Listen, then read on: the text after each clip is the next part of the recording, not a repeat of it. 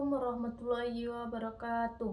Perkenalkan, nama saya Ulsa Mawia dengan NIM 2425230077 dari Prodi PAG. Baiklah, saya akan menjelaskan tentang konsep agribisnis. Agribisnis adalah sebuah kegiatan proses dari mulai dari sistem hulu sampai hilir atau meliputi semua yang terkait dalam proses pengolahan ataupun pemasaran dalam sebuah produk pertanian. Mencakup beberapa aspek mulai dari penyediaan input pertanian hingga distribusikan dan hingga pemasaran produk akhir. Agribisnis terdiri dari beberapa sistem, yaitu agribisnis hulu, agribisnis on farm, pengolahan hingga pemasaran. Perencanaan dalam agribisnis adalah proses untuk memandu dan untuk mengarahkan usaha petani.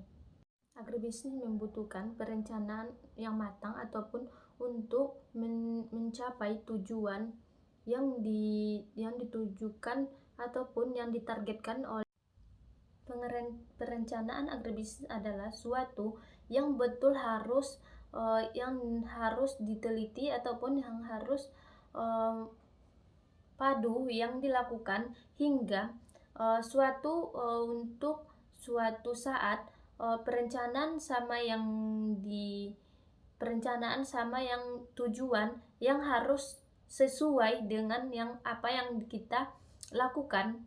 Dengan itu kita harus mempadui ataupun melakukan kegiatan dalam penyusunan struktur yang betul ataupun pengusaha yang akan menyusun kegiatan yang akan dilakukan, kegiatan yang dilakukan oleh petani ataupun pengusaha, biar agar jangan melenceng dari suatu perencanaan yang kita lakukan.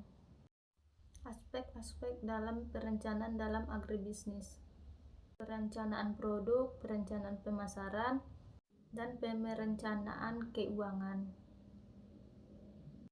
Manfaat perencanaan agribisnis adalah meningkatkan efisiensi, meminimalisir risiko, dan meningkatkan peluang keberhasilan.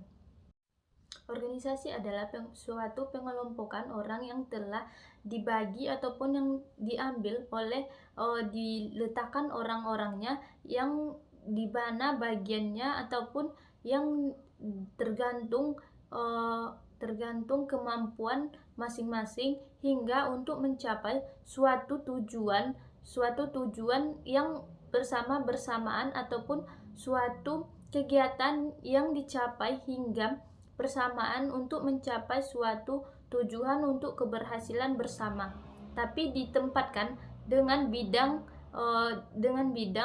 ataupun kemampuan masing-masing yang telah dibagi.